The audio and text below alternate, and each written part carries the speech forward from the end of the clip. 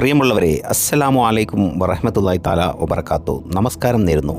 മേലങ്ങാടി ജുമാ മസ്ജിദിൽ നിന്നും ജുമാ നിസ്കാരം കഴിഞ്ഞ് മടങ്ങുന്ന ആളുകളെയാണ് നമ്മളിവിടെ കണ്ടുകൊണ്ടിരിക്കുന്നത്. സർവശക്തനായ നാഥൻ്റെ മുമ്പിൽ സർവ്വതും സമർപ്പിച്ചുകൊണ്ട് മനമുരുകി പ്രാർത്ഥിച്ച് അവനവൻ്റെ കുടുംബത്തിലേക്ക് മടങ്ങാനുള്ള തയ്യാറെടുപ്പിലാണ് അവരൊക്കെ. ഇതുപോലെ പ്രാർത്ഥന കഴിഞ്ഞ് വീട്ടിലേക്ക് മടങ്ങിയ പലരും ഇന്ന് ഇക്കൂട്ടത്തിൽ നമുക്ക് കാണാൻ സാധിക്കില്ല. കാരണം അവർ നാഥൻ്റെ വിളിക്കുത്തരം നൽകി ഈ പള്ളിപ്പറമ്പിന് ചുറ്റുമായി ശാന്തമായി ഉറങ്ങുകയാണ്. പ്രിയമുള്ളവരെ, നിരന്തരം ഓർക്കണം, നമ്മളും ഒരു നാൾ അവരെ പോലെ 6 അടി മണ്ണിനുള്ളിൽ ലയിച്ചു ചേരേണ്ടവരാണ്. നമ്മൾ അനുഭവിക്കുന്ന സങ്കടങ്ങളും സന്തോഷങ്ങളും നേട്ടങ്ങളും കോട്ടങ്ങളും വിജയവും പരാജയവും ആരോഗ്യവും അനാരോഗ്യവും നമ്മിൽ ചിലർ നേടിയ സമ്പാദ്യവും മറ്റു ചിലർ നേടാൻ സാധിക്കാതെ പോയ സമ്പാദ്യവും ഒന്നും തന്നെ ശാശ്വതമല്ല. എല്ലാം താൽക്കാലികം മാത്രം. പിന്നെ എന്തിനു നാം അമിതമായി സന്തോഷിക്കണം?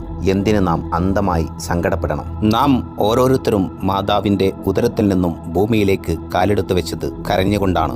നമ്മുടെ കരയൽ കണ്ട് നമുക്ക് വേണ്ടപ്പെട്ടവർ പുഞ്ചിരിച്ച നിമിഷം. എന്തുകൊണ്ടാകാം അവരെല്ലാം മനം നിറഞ്ഞ് പുഞ്ചിരിക്കുമ്പോൾ നമുക്കതിൽ പങ്കുചേരാൻ സാധിക്കാതെ പോയത്? ഒരുപക്ഷെ ആ നിമിഷം നമുക്ക് മുമ്പിൽ വെളിവാക്കപ്പെട്ടതും പിന്നീട് നമ്മിൽ നിന്നും മറച്ചു വെച്ചതുമായ എന്തോ ഒരു ദുരൂഹത ആ നിമിഷങ്ങളിൽ സംഭവിച്ചിട്ടില്ലേ?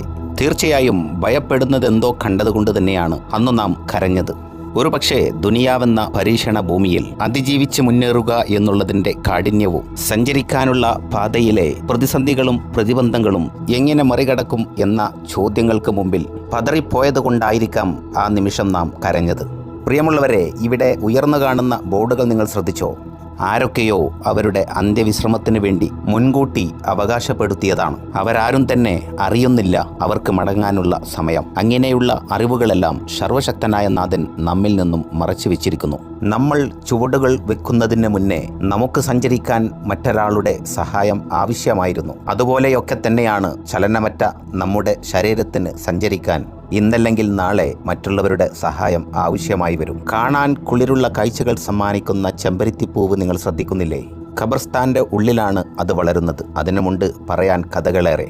അവയ്ക്ക് സംസാരിക്കാൻ സാധിക്കുമെങ്കിൽ, അവർ പറയുന്നത് നമ്മൾ കേൾക്കുമായിരുന്നുവെങ്കിൽ, നമ്മുടെ നേട്ടങ്ങളിലും കോട്ടങ്ങളിലും അമിതമായി സന്തോഷിക്കുകയോ ദുഃഖിക്കുകയോ ചെയ്യുമായിരുന്നില്ല. പ്രിയമുള്ളവരെ, കരയുന്ന കണ്ണുനീർ തുടക്കാൻ നമുക്കായില്ലെങ്കിലും നമ്മൾ കാരണം ഒരാളും തന്നെ കരയാതിരിക്കട്ടെ. കാരണം തുടിക്കുന്ന ഹൃദയം നിശ്ചലമാകാൻ സമയമേറെ വേണ്ട, സെക്കൻഡുകൾ മാത്രം മതി. ദുആ വസിയത്തോടുകൂടെ പുതിയൊരു വിശേഷവുമായി നാഥൻ അനുഗ്രഹിച്ചാൽ നമുക്ക് വീണ്ടും കണ്ടുമുട്ടാം. അസ്സലാമു അലൈക്കും വറഹ്മത്തുള്ളാഹി തആല വബറകാതുഹു.